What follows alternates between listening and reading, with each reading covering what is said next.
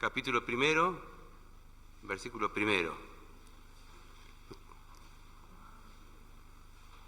Pablo, siervo de Jesucristo, llamado a ser apóstol, apartado para el Evangelio de Dios, que él había prometido antes por sus profetas en las Santas Escrituras, acerca de su Hijo, nuestro Señor Jesucristo, que era del linaje de David según la carne, que fue declarado Hijo de Dios con poder según el Espíritu de Santidad por la resurrección de entre los muertos, y por quien recibimos la gracia y apostolado para la obediencia a la fe en todas las naciones por amor de su nombre, entre las cuales estáis también vosotros, llamados a ser de Jesucristo, a todos los que estáis en Roma, amados de Dios, llamados a ser santos, gracia y paz a vosotros de Dios nuestro Padre y del Señor Jesucristo. Primeramente doy gracias a mi Dios, mediante Jesucristo, con respecto a todos vosotros, de que vuestra fe se divulga por todo el mundo. Porque testigo me es Dios, a quien sirvo en mi espíritu en el Evangelio de su Hijo, de que sin cesar hago mención de vosotros siempre en mis oraciones, rogando que de alguna manera tenga al fin por la voluntad de Dios un próspero viaje para ir a vosotros. Porque deseo veros para comunicaros algún don espiritual, a fin de que seáis confirmados, esto es, para ser mutuamente confortados por la fe que nos es común a vosotros y a mí. Pero no quiero, hermanos, que ignoréis que muchas veces me he propuesto ir a vosotros, pero hasta ahora he sido estorbado, para tener también entre vosotros algún fruto como entre los demás gentiles. A griegos y a no griegos, a sabios y a no sabios, soy deudor. Así que, en cuanto a mí, pronto estoy a anunciaros el Evangelio también a vosotros que estáis en Roma. Porque no me avergüenzo del Evangelio, porque es poder de Dios para salvación a todo aquel que cree, al judío primeramente y también al griego. Porque en el Evangelio la justicia de Dios se revela por fe y para fe, como está escrito, mas el justo por la fe vivirá. Tenemos acá una carta que es interesante por la temática que aborda siempre el apóstol Pablo y por las lecciones que nos deja encerradas. Es una carta que fue escrita casi 25 años después de que se iniciara la iglesia en Pentecostés, allá por los años 58, 59, Pablo escribe esta carta a los romanos, a la iglesia, a los creyentes que estaban en Roma. Podríamos decir la iglesia en Roma, pero cuando leemos nosotros el capítulo 16, es el cierre de la epístola, y todos los saludos que envía Pablo a los distintos hermanos que están reunidos en la casa de fulano, en la casa de mengano, evidentemente tenemos que llegar a la conclusión de que no era una sola iglesia la que habría allí en Roma, sino varias congregaciones que conformaban lo que era la iglesia del Señor en Roma. Y fíjense ustedes, Pablo todavía no había llegado a Roma. Él tenía interés, como vamos a ver, de llegar a Roma. Es decir, que para esa fecha, pasado casi 25 o algo más de años, Pablo no había llegado a Roma, y mucho menos Pedro también.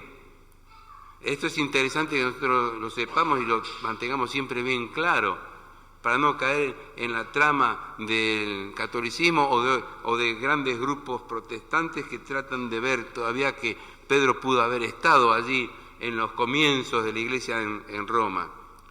Esta iglesia evidentemente se tiene que haber formado del fruto de aquellos creyentes que estaban en Jerusalén en Pentecostés, cuando cada uno en su lengua nativa escuchaba hablar en su lengua en la que habían nacido, partos, medos, elamitas y demás, escuchaban hablar directamente al Espíritu de Dios a través de los apóstoles.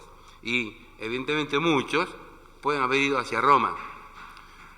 Aquellos que escucharon, que tal vez eran judíos que se convirtieron o prosélitos que venían del judaísmo y que tenían sus intereses o vivían allí en Roma. Tal vez de esta manera es como se inicia el testimonio allí en Roma, que era la capital del Imperio Romano. Capital del Imperio Romano, ¿cuántos habitantes podría haber allí? Algunos calculan cerca de 2 millones para aquella época. Nos parece tal vez mucho por la antigüedad, pero no. Tal vez si calculamos que en Corinto eran para esa época y se considera que era baja, porque antes habían tenido mayor cantidad de habitantes, eran 150.000. Entonces, estamos hablando de un gran centro urbano al cual Pablo dirige la carta a los creyentes que estaban en aquel lugar, y era un centro urbano y capital del mundo de entonces. Era lo que controlaba, lo que marcaba la conducta de la ley y de las buenas costumbres, como diríamos, de las costumbres romanas y de la ley romana en la antigüedad. Nos llama la atención también que esté después de Hechos, que aparezca como la primera epístola. No es que esta haya sido la primera epístola que fue escrita, no. Lo que pasa es que tal vez muy posiblemente aquellos que fueron, en la medida que se iba armando el canon, aquellos que fueron dando cierta estructura al Nuevo Testamento, se habrán visto tentados de colocarla aquí como una continuación del libro de Hechos de los Apóstoles. Fíjense ustedes que Hechos es un final abierto. Pablo está allí prisionero, recibiendo visitas, predicando de esa manera el mensaje del Evangelio, recibiendo a creyentes, disputando con judíos, apelando al César, pero el final está abierto. Y tal vez por este hecho de que el final abierto y que Pablo estaba en Roma, es que esta carta haya sido estructurada de esta manera. Pero evidentemente había otros escritos que han quedado en el Nuevo Testamento, anteriores, otras epístolas anteriores a esta, que es la dirigida a los romanos. Fíjense ustedes cómo comienza aquí. Pablo, siervo de Jesucristo. Está la disputa de apóstol con mayúscula de Pablo, de si fue el sucesor de Judas Iscariote o no. Lo cierto es lo que nos dice allí el libro de los Hechos, los apóstoles dirigidos por el Espíritu de Dios, pero de acuerdo también a las costumbres de aquel entonces, echaron suerte y la suerte cayó sobre sobre Matías. Y este Matías es el que fue aceptado como el apóstol. Pero Pablo va a estar siempre proclamando un apostolado que fue dado directamente por el Señor. Y él, en esa característica, se llama siervo de Jesucristo. Y da dos características de este Pablo, que es el siervo de Jesucristo. Ya no hace referencia a Saulo de Tarso, ni a aquel que perseguía furioso a los creyentes. Esa etapa ha quedado atrás.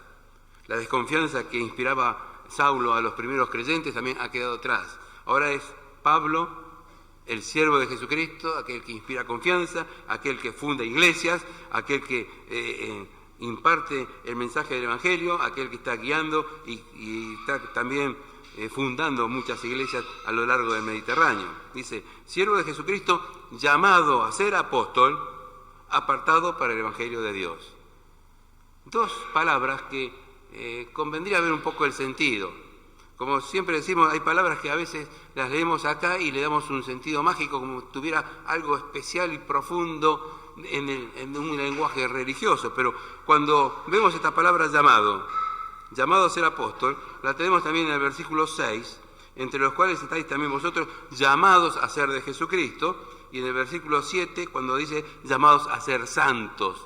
Este término aquí se utiliza, entonces, en el caso de Pablo, llamado para ser apóstol, en el caso que él lo utiliza para los creyentes, llamados a ser de Jesucristo y llamados a ser santos. Esta palabra llamado, que cuando queremos ver el significado, se traduce en algunos casos como escogido, pero también tiene el sentido de aquello que es deseado, de aquel que es invitado. Es decir, podríamos muy bien decir, Pablo, siervo de Jesucristo, invitado a ser apóstol.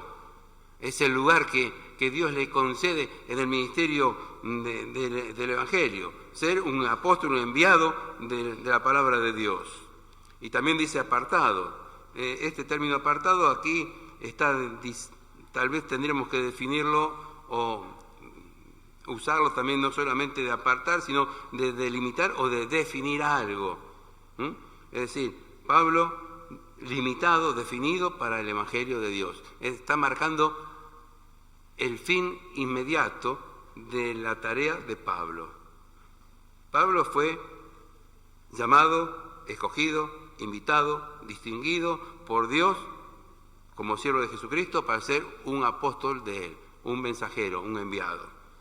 Pero también ahora Pablo es aquí limitado, definido y marcado para un ministerio especial, para el Evangelio de Dios, para llevar el Evangelio de Dios. Como dice él aquí, el versículo 16, aquel versículo tan usado por todos nosotros en las predicaciones, porque no me avergüenzo del Evangelio, porque es potencia de Dios, para salvación, para todo aquel que cree.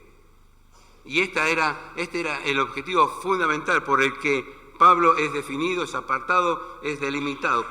Él tiene una tarea que cumplir. Para esa tarea, él también fue invitado y llamado. Y como un llamado, un invitado, es enviado a anunciar este mensaje del Evangelio. Pero la otra utilización de llamados, dice, llamados a ser, versículo 6, llamados a ser de Jesucristo. Esto nos habla de aquel momento en que todos nosotros fuimos llamados también a ser del Señor. Dice allí Pablo en Romanos capítulo 8, 29, los que aman a Dios, todas las cosas les ayudan a bien. Y este es un versículo que siempre nos aferramos cuando las cosas nos vienen mal. Los que aman a Dios, todas las cosas les ayudan a bien. Esto es, a los que conforme a su propósito son llamados. Y aquí hay un propósito de Dios que se emite con un llamado. Y un llamado tiene dos acciones. Aquel que emite el llamado y aquel que debe responder al llamado. No es nada mágico esto. No es nada de ser un escogido especial. No. Dios llama. Lo llama a Pablo a ser apóstol. Nos ha llamado a todos a ser de Jesucristo. Y siempre Dios espera una respuesta. Y tanto Pablo, tanto los creyentes de la antigüedad, del siglo I y de tantos siglos, y tanto nosotros, tenemos que dar gracias a Dios, porque un día escuchamos ese llamado del Señor y fuimos inteligentemente espirituales, porque el Espíritu de Dios estaba obrando en nosotros. ¿Para qué? Para aceptar el mensaje del Evangelio. Y entonces aquí estamos nosotros dentro de este grupo de llamados a ser de Jesucristo. Después también en la utilización del versículo 7, llamados a ser santos. Y viene a nuestra mente el pasaje de Hebreo, el versículo, sed santos porque yo soy santo. Entonces, ¿cómo? Tenemos que ser santos. No, es la procura de la santidad. Vivir en el ejercicio continuo, en la persecución continua de la santidad, de una vida santa y agradable al Señor. Y el hecho de llamados a ser santos nos está dando a nosotros que el llamado del Señor a Pablo, a los creyentes de todas las épocas, para una vida limpia, una vida que procura seguir al Señor, una vida que procura vivir en santidad. Pero este llamado a ser santo también requiere una respuesta. Una respuesta que nosotros se la dimos al Señor para ser de Jesucristo, pero ahora requiere una respuesta que no es para ser de Jesucristo, sino para ser ejemplo de vida cristiana, para demostrar que el Espíritu de Dios está en nosotros, para dejar que el Espíritu de Dios actúe en nosotros, para ser llenos del Espíritu Santo de Dios. No se trata de invocar que el Espíritu venga y nos llene. Se trata de que, habiendo escuchado el llamado de ser santos, dejemos que el Espíritu de Dios actúe en nosotros libremente y toda nuestra vida sea una vida que agrade a Dios, una vida en santidad. Resumiendo en palabras de Pablo también, allí a los Gálatas, si vivimos por el Espíritu, andemos también por el Espíritu. Si somos salvos y tenemos al Espíritu de Dios, dejemos que ese Espíritu de Dios actúe en nosotros, habiendo nosotros escuchado ese llamado, y el Espíritu de Dios nos santifique en toda verdad. Por eso es interesante tener en cuenta estas palabras de llamado. Y cuando dice aquí apartado, evidentemente Pablo tenía bien delimitado en su mente y su corazón la tarea para la que Dios lo había llamado, lo había apartado, lo había delimitado, le había puesto los límites a su tarea. Los límites de su tarea era llamado a ser apóstol, un enviado del Señor. Él sabía bien clara su misión. Y en función de esa misión, él tenía que cumplir la tarea de anunciar el mensaje. Ahora, ¿cuál era el contenido de ese mensaje? Apartado para el Evangelio. La palabra Evangelio hoy está muy desgastada. Todos hablan del Evangelio y siempre aparece un Evangelio distinto. En cambio aquí, en las Escrituras, nosotros tenemos bien claro cuál es el concepto y el contenido del Evangelio. Y lo resume muy claramente aquí Pablo. El Evangelio de Dios que Dios había prometido antes por sus profetas en las Santas Escrituras. Aquella palabra que, como dice Hebreo, Dios, habiendo hablado de muchas maneras, en otros tiempos, a los padres por los profetas, en estos posteriores días nos ha hablado por su Hijo Jesucristo. No hay otro evangelio que no tenga la presentación del mensaje del Señor Jesús, del Verbo que fue hecho carne, de aquel que murió en la cruz por cada uno de nosotros. Y luego sigue diciendo, acerca de su Hijo, nuestro Señor Jesucristo, que era del linaje de David según la carne, es decir, un Hijo de Dios que se hizo carne. Y después también un Hijo de Dios, declarado Hijo de Dios con poder. Y aquí esta palabra declarado parecería también algo especial, pero cuando vemos el significado o las variantes que se nos presentan en el lenguaje en que fue escrito, esto aquí se nos está queriendo significar aquel que fue explicado, aquel que fue aclarado, declarado, mostrado como Hijo de Dios con poder. Pablo tenía bien claro a quién había creído. Pablo sabía que tenía que anunciar un mensaje del Evangelio del Señor Jesús, que se hizo carne, pero que era ese Dios que se hizo carne porque el poder de Dios estaba en él, según el Espíritu de Santidad. Pero aún más, que este Señor y este Evangelio que él tenía que anunciar no cerraba, no terminaba allí. Dice que por la resurrección de entre los muertos. Él está anunciando aquí el mensaje de salvación, un mensaje de vida eterna, un mensaje que no termina con la muerte del Señor. Cristo murió y resucitó por nuestros pecados. No perdamos de vista nunca esto. El mensaje del Evangelio es un mensaje completo, total. Dios fue hecho carne. El Hijo de Dios, manifestado como Hijo de Dios con poder, murió y resucitó a favor nuestro. Y por eso dice, y por quien recibimos la gracia y el apostolado para la obediencia a la fe en todas las naciones por amor de su nombre. Y ahora viene acá otro límite en el ministerio de Pablo, en aquello que Dios, para lo cual Dios lo llamó y lo apartó, lo delimitó. ¿Cuál es el límite del Evangelio? Para la obediencia a la fe en todas las naciones, por amor al nombre del Señor. No hay un límite para predicar el mensaje del Evangelio. Jerusalén, Judea, Samaria y hasta lo último de la tierra. No nos equivoquemos. No somos nosotros los únicos beneficiarios. No somos parte como algunos piensan de esos 144.000. No. No hay un número definido.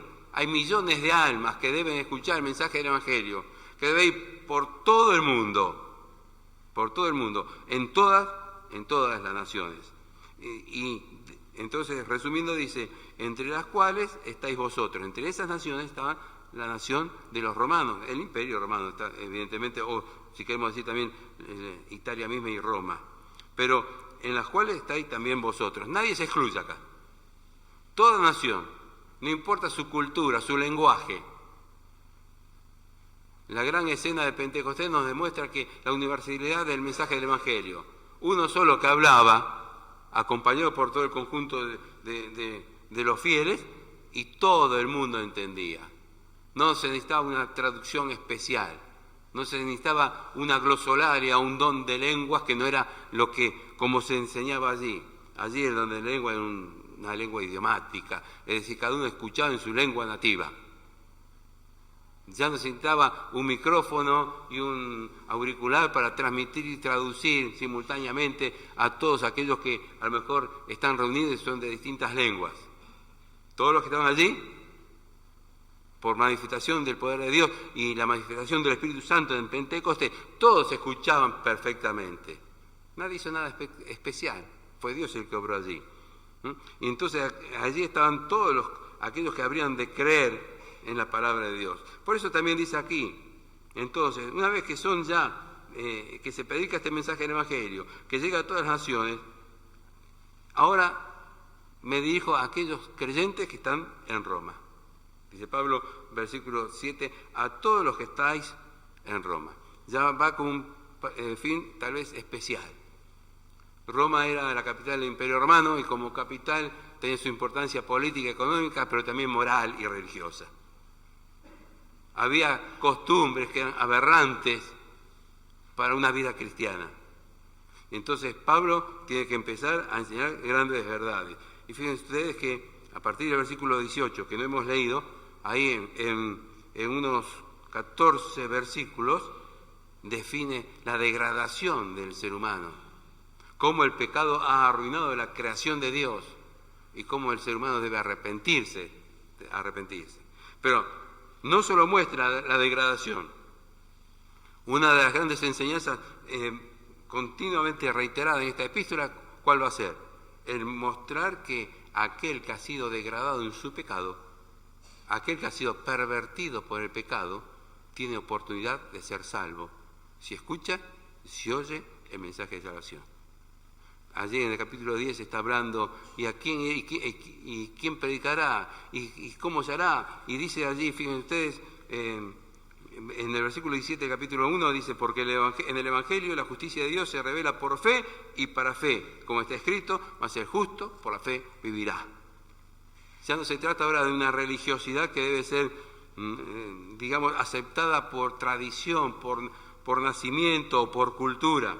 Se trata ahora de un mensaje, no de una religión, de un mensaje que debe ser para que el hombre sea justo, que alcance la justicia de Dios por la fe. Aquí está usando Pablo el pasaje de Habacuc, en el capítulo 2, pero en el pasaje de Habacuc dice, mas el justo por su fe vivirá.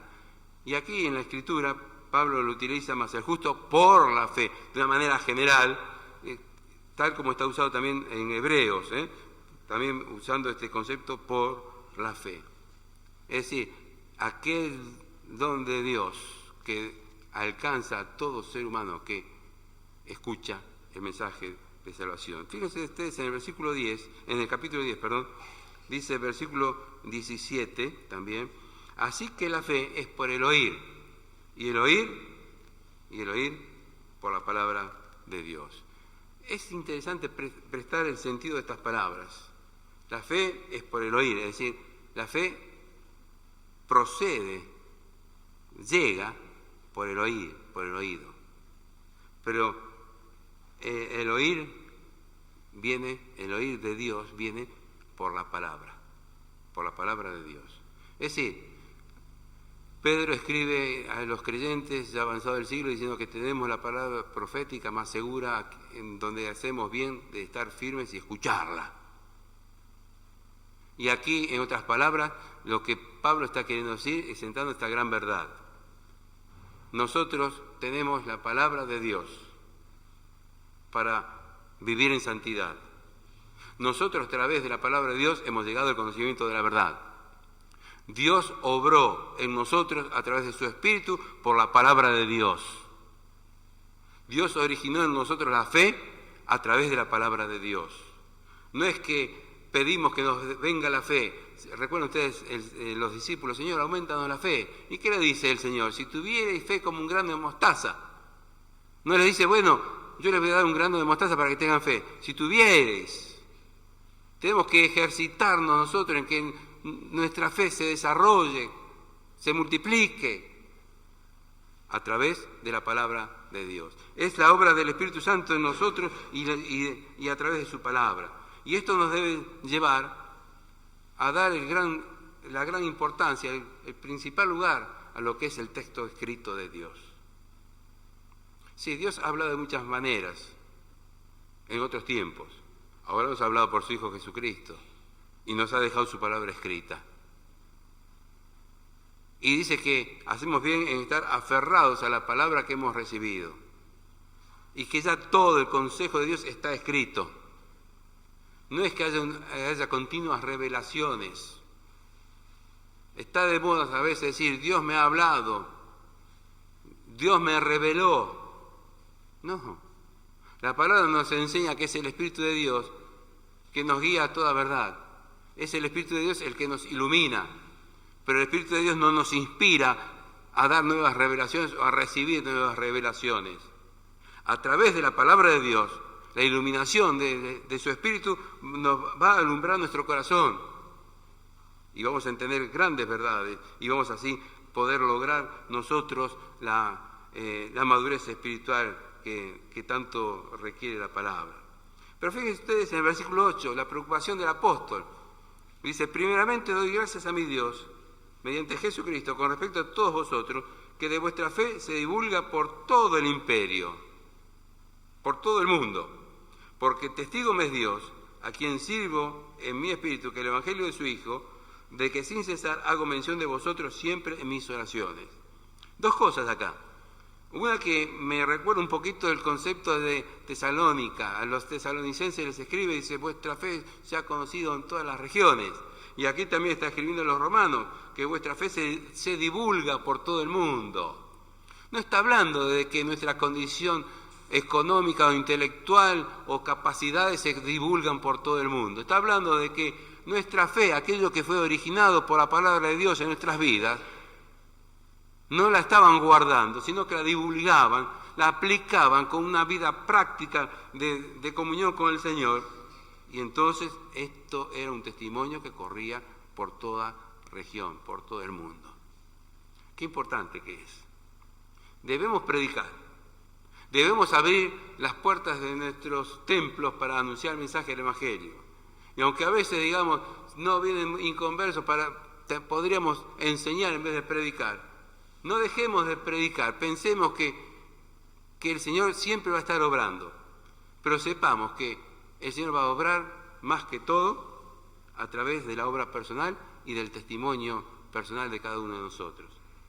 ¿Cuántas veces hemos escuchado tristes ejemplos de que a lo mejor entraba un converso a que había sido invitado a escuchar el mensaje del Evangelio y veía que dentro de los presentes o tal vez en el púlpito había alguien que lo había escandalizado alguna vez?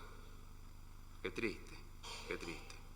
Tenemos que buscar fuerzas en el Señor, fuimos llamados a una vida de santidad y tenemos que ser santos y tenemos que limpiar nuestra vida para que podamos ser espejos del mensaje de Dios, para que las almas que están desorientadas busquen a Dios y encuentren en nosotros el apoyo necesario y sean conducidos al mensaje de salvación.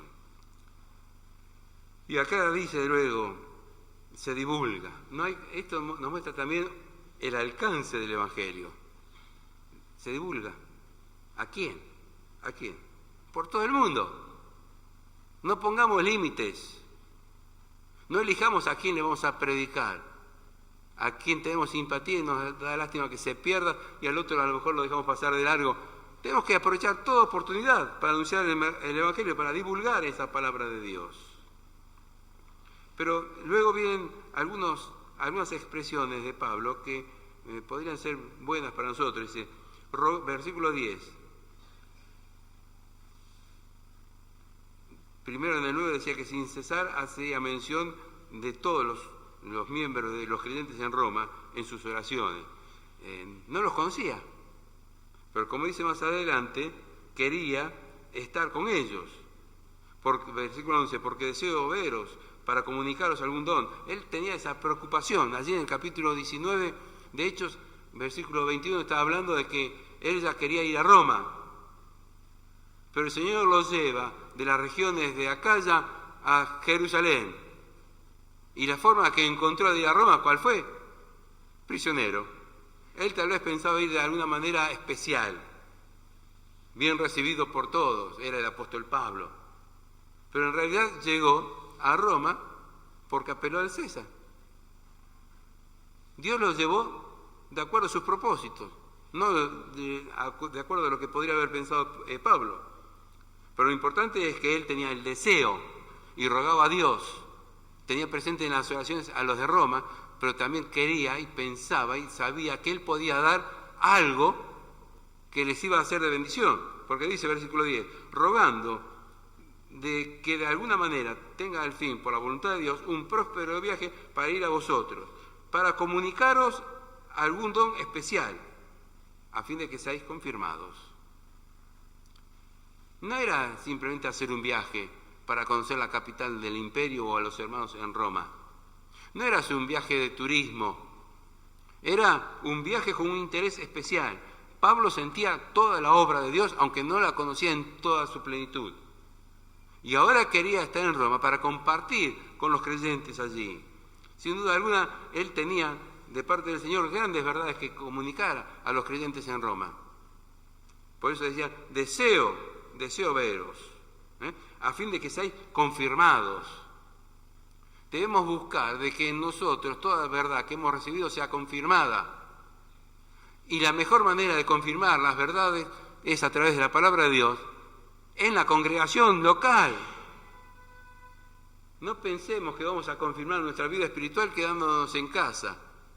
Tenemos que venir acá, como hemos hecho esta noche, y a través de las oraciones, a través de la lectura, a través de la comunión unos con otros, evidentemente, nuestra vida va a ser confirmada. ¿Cuántas veces en el desarrollo de nuestras vidas tal vez no teníamos ganas de venir a las reuniones? Vamos a ser sinceros. A lo mejor nos pasaba algo, o estábamos atorados por los estudios, por el trabajo, por las necesidades, por lo que fuere. Pero veníamos. ¿Y quién salió defraudado? ¿Quién? El Señor no es deudor de nadie. Y debemos hacer ese esfuerzo para venir y para ser confirmados en la palabra de Dios. Y esto lo aclara Pablo en el versículo 12. Esto es, para ser mutuamente confortados por la fe que nos es común a vosotros y a mí.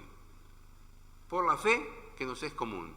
Sí, todos tenemos esa fe que un día hemos recibido del Señor y que la palabra de Dios la afirmó en nuestros corazones, que el Espíritu de Dios hizo la obra en nuestras vidas. Es una fe que cada uno de nosotros tenemos, pero es común en todos nosotros.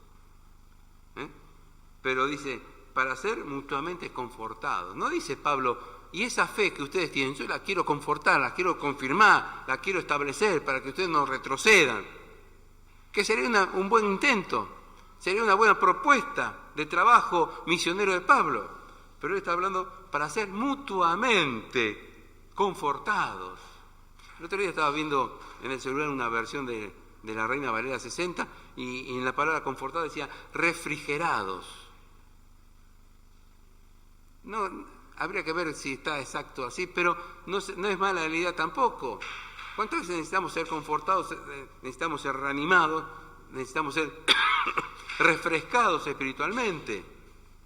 Y aquí Pablo quería hacerlo, pero sabiendo que al hacerlo, él también iba a ser beneficiado. Como dice allá en Gálatas capítulo 6, sobrellevar las cargas los unos a los otros y cumplir así la ley de Cristo. Tenemos que confortarnos, tenemos que refrescarnos mutuamente.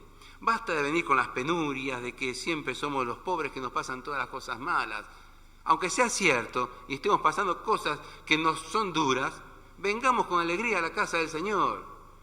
A veces pedimos motivo de oración que nos damos cuenta que siempre somos nosotros el centro de esos motivos y nos olvidamos de otros hermanos que están pasando otras penurias también. Y parecería que fuéramos nosotros los únicos sacrificados y pobrecitos de la vida espiritual. Vengamos con el deseo de mutuamente ser confortados, ser refrescados, ser animados. Por eso dice acá Pablo, no quiero, hermanos, que ignoréis que muchas veces me he propuesto ir a vosotros, pero hasta ahora he sido estorbado, para tener también entre vosotros algún fruto como entre los demás gentiles. Pablo se había propuesto muchas veces ir, y algo siempre cortaba. Algo parece que entorpecía el intento de Pablo. hasta que por fin el tiempo de Dios llegó y Pablo fue a Roma. Y allí lo vemos prisionero, sí, pero recibiendo visitas de judíos, de creyentes, enfrentándose a las autoridades y a aquellos que le custodiaban teniendo que escuchar el mensaje del Evangelio, de una manera tal vez muy distinta a lo que él había pensado, pero el propósito de Dios se estaba cumpliendo. ¿Cuántas veces nosotros también nos proponemos cosas que nos parece que no se cumplen, porque también nosotros nos marcamos los tiempos que no son los tiempos de Dios? Aquí él comunicaba a los demás: miren, hermano, yo no he ido hasta ahora allá porque no es que yo no quiera ir, me lo he propuesto muchas veces, pero hay algo que lo impide. Pero, ¿para qué quiero ir? Para tener entre vosotros algún fruto, como entre los demás gentiles. Él quería recibir la bendición cumpliendo un ministerio para el Señor. Cuando el Señor nos da una tarea para hacer, pensemos en que los demás obtengan la bendición y nosotros vamos a ser bendecidos también. Qué importante que es esto. Así que en cuanto a mí, pronto estoy a anunciaros el Evangelio también a vosotros que estáis en Roma. En cuanto a mí, pronto estoy. ¿Recuerdan las palabras de Eclesiastés? Todo lo que te viniera a la mano, hazlo pronto. Sí, está bien. Tenemos que buscar, especialmente, orar al Señor que nos muestre cuál es nuestro lugar específico en la iglesia, cuáles serían nuestras capacidades específicas para usar en la iglesia, cuáles son los dones que tendremos que aplicar en la iglesia. Pero a veces hay cosas que escapan al ordenamiento habitual y hay que hacerlas. Hay que hacer las cosas que son eventuales y aparecen, y hay que hacerlas, hay que cumplirlas. Alguien las tiene que hacer. ¿Y cuántas veces decimos, bueno, ¿para qué están los ancianos? Que lo hagan ellos. No, es una tarea para todos, para todos. Pero aquí Pablo tenía el gran propósito de anunciar el mensaje del Evangelio para todos. ¿Y por qué decía esto él, del Evangelio de Dios? Porque es un Evangelio del que él no se avergonzaba. Porque es un Evangelio, versículo 16, que es poder de Dios para salvación, dinamita, para todos, para todo aquel. No solamente para todos en general, porque a veces decimos, sí, el mensaje del Evangelio de alcance es para el mundo, pero de manera general. ¿No? Acá no solamente muestra que es en general, sino también que es en particular, para todo aquel que cree, al judío previamente y también al griego. No hay excepciones. Para todo aquel que cree, tiene la vida eterna, tiene el perdón de sus pecados, tiene el don de ser hecho un hijo de Dios, tiene la responsabilidad de tener una vida de santidad, de servicio para el Señor, de estar ocupando un lugar que el Señor le dé para bendición de los hermanos y bendición personal también. Y esta es la intención de Pablo, y así empieza la epístola. Y después se van desarrollando, después de mostrar el pecado en la humanidad, se van mostrando los caminos que Dios va abriendo para que ese pecado sea borrado de todo aquel que cree. Y por eso dice allí, más Dios muestra su amor para con nosotros, en que siendo un pecadores, Cristo murió por nuestros pecados. Y por eso también parecería que fuera el capítulo 8, versículo 1, el resumen de la intención de Pablo. Ahora pues, ninguna condenación hay para los que están en Cristo Jesús. Dejamos aquí, hermanos, el tiempo ha pasado, pero qué lindo sería que nos propongamos nosotros también ser de bendición y recibir mutuamente la bendición de los hermanos. Que Él nos bendiga.